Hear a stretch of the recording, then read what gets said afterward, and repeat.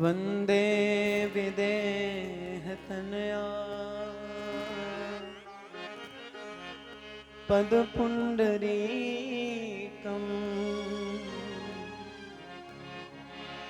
कैसौर सौरभ समाहित योगी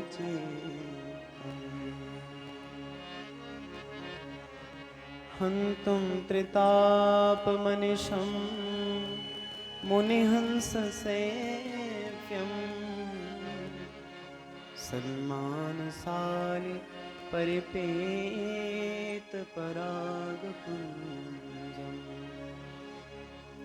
ओ श्यामा प्यारी कुंज बिहारी, ओ श्यामा प्यारी कुंज बिहारी।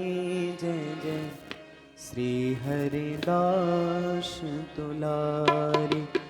ओ श्यामा प्यारी कुंज बिहारी। जय जय श्री हरिदास दुलारी। ओ श्यामा प्यारी कुंज बिहारी।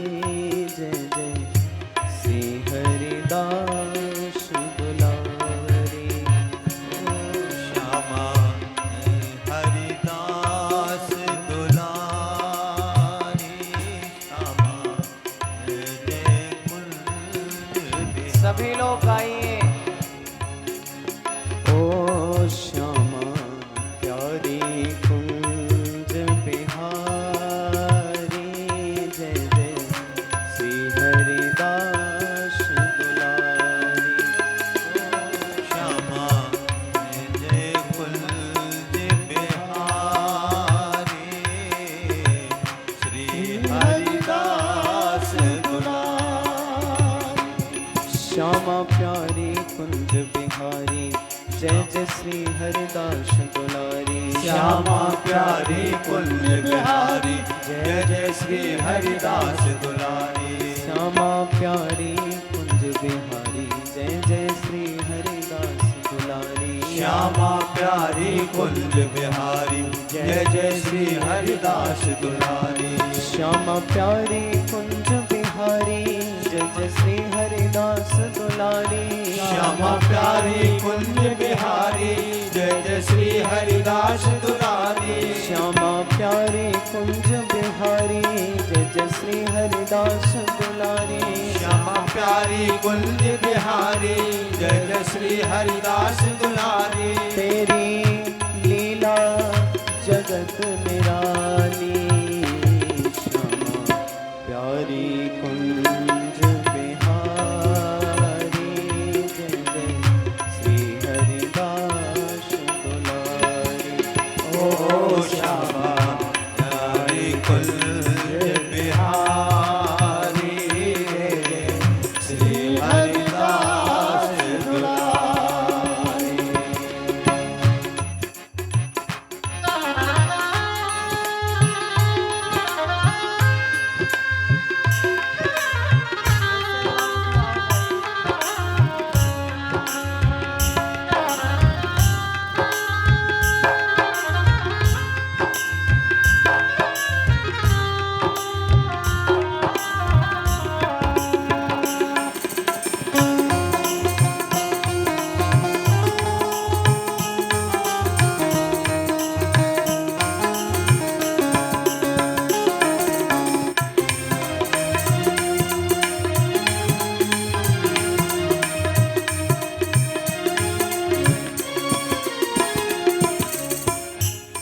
श्यामा प्यारी कुंज बिहारी। श्यामा प्यारी कुंज बिहारी।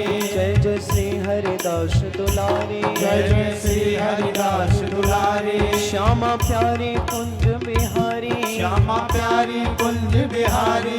जय जय श्री हरिदास दुलारी। जय जय श्री हरिदास दुलारी। श्यामा प्यारी कुंज बिहारी। श्यामा प्यारी कुंज बिहारी। जय जय श्री हरिदास दुलारी। जय जय श्री हरिदास दुलारी। श्यामा प्यारी कुंज बिहारी। बिहारी जय जय श्री हरिदास दुलारी जय जय श्री हरिदास दुलारी ओ तेरी लीला जगत निराली श्यामा प्यारी कुंज बिहारी जय जय श्री हरिदास दुलारे श्यामा प्यारी कुंज बिहारी जय जय श्री हरिदास दुलारे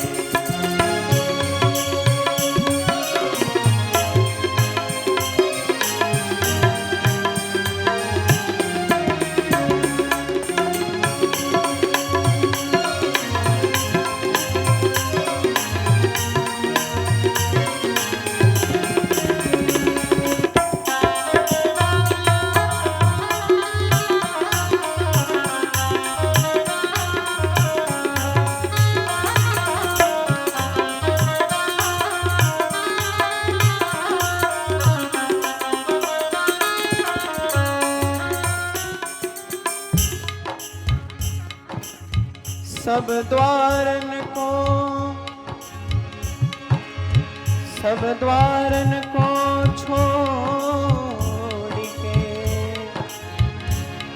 मैं आयो तेरे द्वार हे वृषभानु की लाडली निक मेरी ओर निहार। श्यामा प्यारी कुंज बिहारी प्यारी कुंज बिहारी जय जय श्री हरिदास दुलारी जय श्री हरिदास दुलारी श्यामा प्यारी कुंज बिहारी श्यामा प्यारी कुंज बिहारी जय जय श्री हरिदास दुलारी जय जय श्री हरिदास दुलारी श्यामा प्यारी कुंज बिहारी श्यामा प्यारी कुंज बिहारी जय जय श्री हरिदास दुलारी जय जय श्री हरिदास दुलारी ओ श्यामा प्यारी कुंज बिहारी जय जय श्री हरिदास दुलारी श्यामा प्यारी कुंज बिहारी जय हरिदास दुलारी जय जय श्री हरिदास दुलारी जय जय श्री हरिदास दुलारी जय जय श्री हरिदास दुलारी श्री राधा कृष्ण भगवान की जय।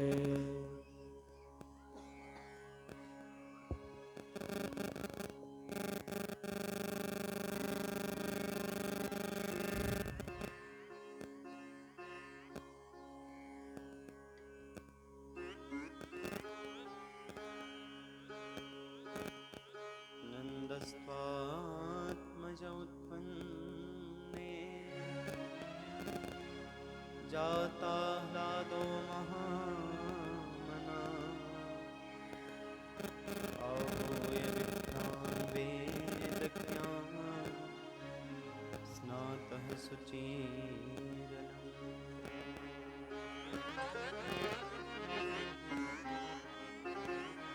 कल श्रीमद् भागवत महापुराण के माध्यम से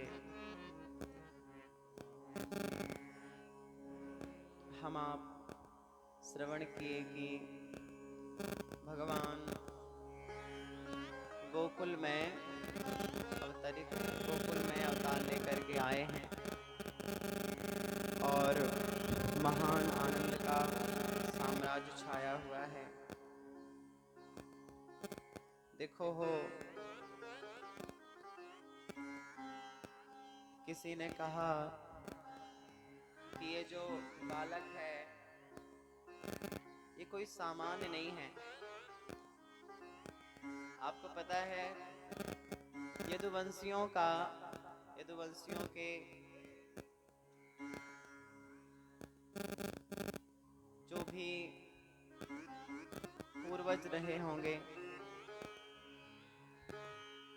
उन यदुवंश के नंद बाबा के पिता ने, नंद बाबा के प्रपिता ने जो भी पुण्य किए होंगे, पिता पितामह इत्यादियों ने, उन्हीं यदुवंशियों के द्वारा हुआ जो पुण्य था वही पुण्य मानो साकार रूप लेकर के अथवा फल का रूप धारण करके, पुण्यों का प्रतिफल जो होता है परिणाम, वो पुण्य ही मानो परिणाम के रूप में परमात्मा के बाल रूप को धारण करके आज उस यदुवंशियों की महल की धरती को धन्य कर रहा है। एकीभूतं भागधेयं यदूना। यदुवंशियों का जो भाग्य था, जो उन्होंने पुण्य किए थे, सत्कर्म किए थे, सुकृतों का संकलन किया था, सत्कर्मों का, उन्हीं सत्कर्मों का संकलन मानो आज स्वरूप धारण करके साकार होकर के श्याम सुंदर के रूप में आज इनके समक्ष आ गया। किसी ने कहा नहीं नहीं, सच्चीभूतं प्रेम तत्त्वं ऋषीणाम्, सच्चीभूतं तपस्तत्त्वं ऋषीणाम्। किसी ने कहा नहीं, ऐसा बस नहीं है, बल्कि ब्रज के विस्तीर्ण, ब्रज के उस व्यापक वन में, ब्रज का जो विशाल विस्तृत वन है, उस विस्तृत वन में नाना प्रकार के विमलात्मा महात्मा साधना कर रहे हैं, उपासना कर रहे हैं, तप कर रहे हैं। वो तप ही मानो उन सब का तप, उन सब की साधना ही मानो, जैसे तप का जो फल होता है ना, परमात्मा की प्राप्ति करना, प्राप्ति होना, तो उन सब ऋषियों का, मुनियों की तपस्या का जो फल है, वो तपस्या का फल ही मानो एकत्रित होके, इकट्ठा होके और लाला की वो लावण्य आकृति को धारण करके और गोकुल की भूमि में आकर के सुशोभित हो रहा है। गोकुल के महल में आके वो तपस्या का तत्व सुशोभित हो रहा है ऋषियों का। किसी ने कहा इतना बस नहीं है,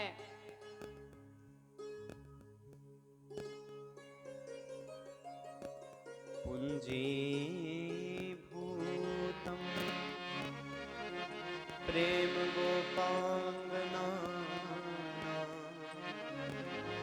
पुंजीभूतम सबसे प्रधान कारण, सबसे महान माध्यम क्या है, सबसे श्रेष्ठतम अगर कोई रीजन है, मेजर है, तो वो क्या है? तो कहते हैं भैया, ये जो गोपिकाएं यहाँ पर जन्मी हैं और जब से इन्होंने जन्म लिया है गोकुल में, उस दिन से लेकर के आज तक इनका प्रतिपल परमात्मा की प्रतीक्षा में व्यतीत होता था। तो वो जो प्रतीक्षा थी उनकी, इतनी पूर्व काल से प्रचलित थी, चली आ रही थी, वो प्रतीक्षा ही, और वो प्रतीक्षा का कारण जो प्रेम था, प्रेम होने के कारण ही तो प्रतीक्षा थी।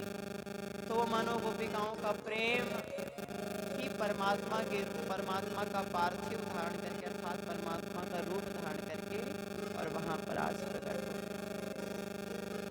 इस प्रकार गोकुल में लाल जी को सब अपने अपने भाव से कह रहे हैं कि कोई तप के रूप में, तपस तत्वम, कोई तप के तत्व के रूप में इनको समझ रहे हैं कि तपस्या का तत्व ही आज इनके रूप में प्राप्त हो गया, अवतरित हो गया। कोई कहता है प्रेम को भगवान, उस प्रेम को, ममत्व को मूर्त रूप दे, ममत्व का ही गोपिकाओं का भगवान मूर्त रूप धारण करके और यहाँ पर आ गए। कोई कहते हैं यदुवंशियों का भाग्य ही भगवान के रूप में आ जा करके और गोकुल के निलय को, गोकुल की निलय की नीलिमा को और निश्चित कर रहा है, विस्तृत कर रहा है। पर भैया नंद बाबा को जब पता चला तो नंद बाबा बड़े प्रसन्न हुए हैं। देखो भाई, ये होता है विधि का का वैचित्र्य। आप सोचो कि जहां पे बाजे बाजने चाहिए, कहाँ? देव की वसुदेव के यहाँ, क्योंकि पुत्र तो उन्हीं के हैं लाल जी। तो जहां वास्तव में बाजे बजने चाहिए वहां पे बेड़ियां लगी हैं और एकदम मातम सा मचा है, क्योंकि एक बिटिया थी, उस बिटिया को भी कंस ने आकाश में फेंका तो वो क्षिप्त होके चली गई। तो जहां वास्तव में वाद्यों की ध्वनि निनादित होनी चाहिए वहां नीरसता छाई है, वहां पीड़ा परितः व्याप्त है, वेदना, अब वेदना से सारा वो वातावरण व्याकुल है। जहां वास्तव में बाजे बजने चाहिए देव की वसुदेव के यहाँ, और जहां कोई लाला नहीं हुआ गोकुल में, वहां नाना प्रकार के बाजे बज रहे। देव हंसे अपनी करनी, देवता अपनी करनी पे हंस रहे हैं कि लाला भयो वसुदेव यहाँ और बाजन बाजे नंद के द्वारे। लाला तो वसुदेव के यहाँ हुआ और बाजा कहाँ बज रहे हैं? नंद के यहाँ। तो ये होता है, कभी कभी हमारे कृत्यों का फल किसी और को मिलता है और उसके कृत्यों का फल हमें मिलता है। ये विधि का वैचित्र है। नियति ने जो निर्धारित कर दिया उसे निरस्त करने की सामर्थ्य कहाँ है? यद्धात्रा निज भाल पट्ट लिखितम स्तोकम महद्वाधनम। तो भैया नंद बाबा बड़े प्रसन्न हुए। कारयामास विधिवत पितृदेवार्चनम तथा। वैदिक विधा को माध्यम बना करके वैदिक विधा के अनुसार यहाँ पर जात कर्म संस्कार संपन्न हुआ। सौमंगल्य गिरो विप्रा सूत मागध वंदिना। ब्राह्मणगण स्वस्ति वाचन आदि कर रहे हैं और श्रुति के उन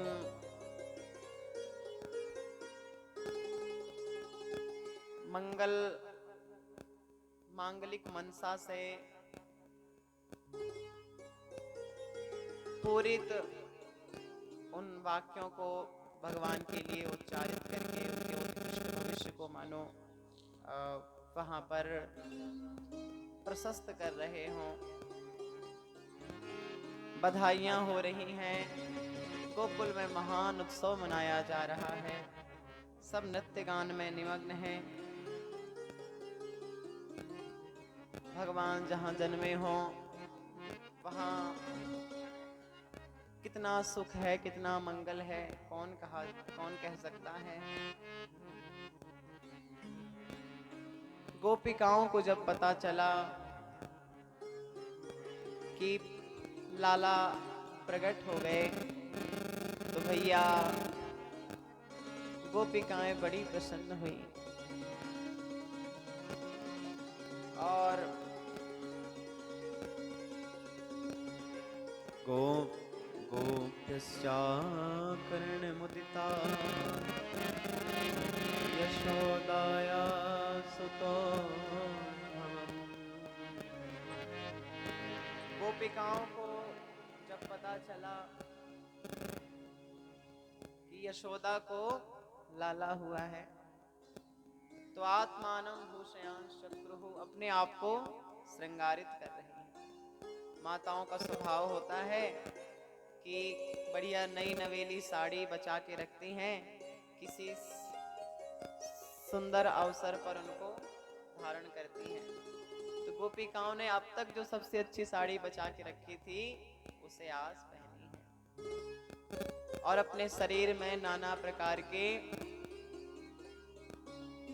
श्रृंगारों को धारण कर रही हैं। पहले के जमाने में कुमकुम चला करता था। कुमकुम शरीर की शोभा का संवर्धक भी होता था और सुगंधि का भी संचारक माना जाता था। सुगंधि भी उससे संचरित मतलब निकलती थी और शरीर की शोभा भी संवर्धित होती थी। तो माताएं पहले कुमकुम लगाती थीं। तो नव कुमकुम किंजल का वस्त्राकल्पा जलादिभिः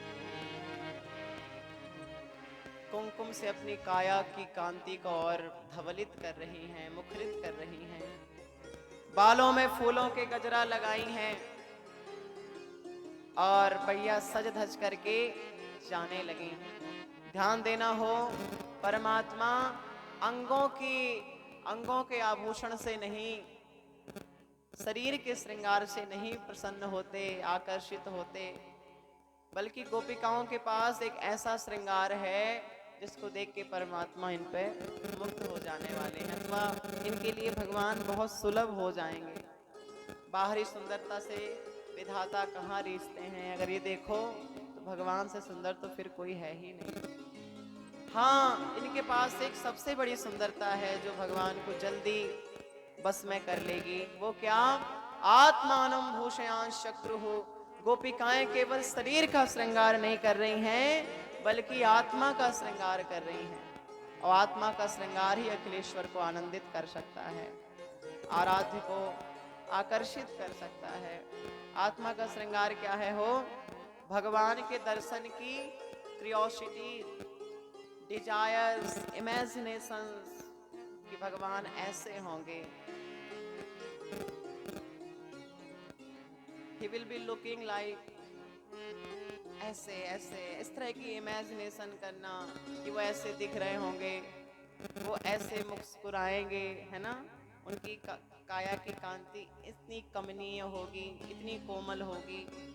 तो भगवान के दर्शन की कल्पना करना, उनके स्वरूप की कल्पना करना, दर्शन की चाह करना, यही क्या है? आत्मा का श्रृंगार है। मिलने की उत्सुकता, उत्कंठा, लालसा, दिदृक्षा, यही सब है आत्मा के श्रृंगार। तो गोपिकाएं केवल शरीर के श्रृंगार से संपन्न नहीं हैं, बल्कि आत्मा के श्रृंगार से भी आपूर्ण हैं। उसी से भगवान उन्हें जल्दी प्राप्त हो जाएंगे और उन्हें स्वीकारेंगे। गोपिकाएं जब चली हो तो शरीर में, बालों में जो गजरे लगे हैं ना, वो गजरों के पुष्प एक एक करके टूट टूट करके और चरणों में गिर रहे हैं। गोप्यः सुमृष्टमणिकुण्डलनी स्तकण्ठा चित्राम्बरा शिखाच्युतमाल्यवर्षा नन्दालयं समलया व्रजति व्यालोलकुण्डलपयोधरहार शोभा। लाल जी से मिलने की इतनी प्रबल लालसा है कि दौड़ रही हैं, बड़ी द्रुत गति से भगवान की ओर दौड़ रही हैं। अपनी अपनी सखियों को भी नहीं बुला रही, सब परस्पर आ रही हैं स्वयं उसी महल की ओर। तो जब दौड़ की थोड़ा द्रुत गति से चले तो क्या हो, फूलों में जो गजरे लगे हैं वो चरणों में आकर के, पैरों के नीचे आकर के दब जाते, मानो वो कह रहे हो कि अरे गोपांगनाओं, अरे व्रजांगनाओं, तुम भगवान की भक्ति से इतनी भूषित हो, इतनी परिपूर्णा हो कि मैं तुम्हारी जैसी पुण्यवती स्त्री के सिर में बैठने योग्य नहीं हूँ। मेरा स्थान तो तुम सबके चरणों में है। ये कह के मानो वो पुष्प बार बार नीचे चरणों में आ रहे हैं। चित्रांबरा पथि शिखाच्युत माल्य वर्षा, रास्ते में गिर के चरणों में आ रहे हैं। भैया गोपिकाएं पहुंची हैं, द्वार पे खड़ी होके आवाज लगाई, नंद रानी, ओ यशोदा रानी। यशोदा मैया दौड़ी दौड़ी द्वार पे आई, दरवाजा खोली हैं हो, पहले आलिंगन करके खूब शुभाशय दी हैं, मंगल कामनाएं दी हैं, प्रवेश की। बोली अपने लाला को मुख न दिखाओगी का?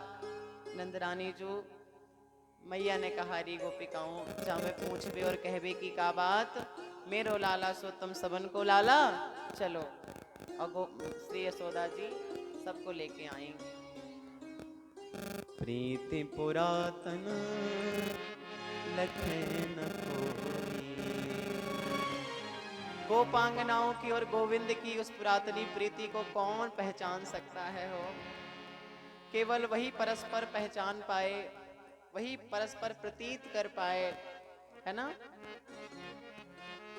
जब गोपांगनाओं ने भगवान को देखा और भगवान ने नेह भरे नेत्रों से जब उन पर निक्षेपण किया तो गोपिकाएं निहाल हो गईं। आहा, निहार करके लाल जी की उस नीलिमा रंजित कांति को सभी गोपिकाएं निहाल हो गईं। टुकुर टुकुर एक दूसरे को निहारें। आज अब तक की सारी संवेदनाएं जब से जन्म ली हैं गोपिकाएं सब समाप्त हो गई।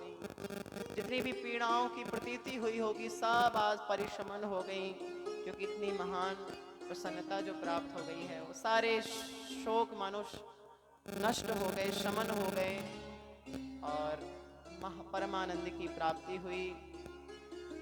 अब गोपिकाएं भगवान को आशीर्वाद दे रही हैं।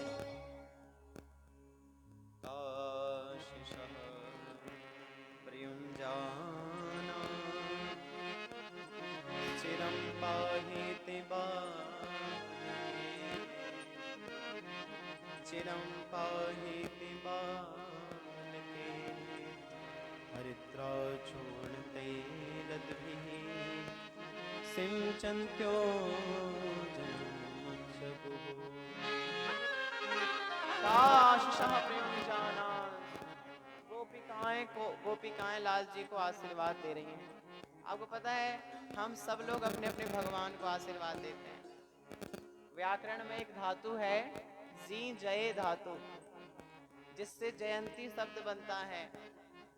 आप लोग बोलते हो ना सीताराम जी महाराज की जय, अथवा जय सिया राम बोलते हो, उसका क्या सेंस होता है। सिया राम संबोधन के प्रथमा के एक वचन में बनता है, प्रथमा के एक वचन में सिया राम बनेगा। और जय, जय कहाँ है, जी जय धातु के मध्यम पुरुष का एक वचन है। सिप प्रत्यय होकर के तब जय शब्द वहां पर बनता है। तो आप देखो जैसे कहा जाता है ना त्वम एवं कुरु, तो कुरु मतलब तुम ऐसा करो। त्वम क्या है, संबोधन, तुम ऐसा करो। वैसे ही सिया राम, हे सिया राम, तब जय आपकी क्या हो, जय हो। तो ये आशीर्वाद ही है ना ठाकुर जी को कि हे सीताराम जी आपकी क्या हो, जय हो। जय सिया राम आपकी जय हो। हर भक्त अपने भगवान को आशीर्वाद देता है। और हम लोग मंगल कामना भी करते हैं ना, मंगलम कौशलेंद्राय। तो भक्तों को ये अधिकार होता है। आज भी वृंदावन में आप जाइए, बहुत से ऐसे मंदिर हैं जहां माताएं वृंदावन की उनको प्रणाम नहीं करती, बल्कि दोनों हाथ उठा के कहती लाला खुश रहो, लाला खूब चकाचक रहो, आनंदित रहो। वहां की माताएं, वहां के पुरुष जो वृद्ध हैं, जो ब्रज में जन्मे, ब्रज में जिन्होंने जीवन व्यतीत किया, वो लाल जी को आशीर्वाद देते हैं। और सभी भक्त अपने भगवान को आशीर्वाद देते हैं। भाई जब आप किसी को प्रणाम करते हो तो आपने देखा होगा वो कहता है जय हो, कहता है ना। जय हो मीन्स क्या होता है, आशीर्वाद दे रहा है आपको। तो हम लोग जय सिया राम कहते हैं, इसका मतलब क्या, सिया राम जय, सिया राम जी, हे सिया राम आपकी जय। ये है इसका सेंस।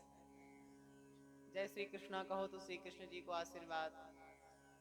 तो वास्तव में देखा जाए तो भक्तों के जितने भी सत्कर्म वो लोग करते हैं ना, उसका सीधा सफल होता है कि हमारे इन सत्कर्मों से हमारे सीताराम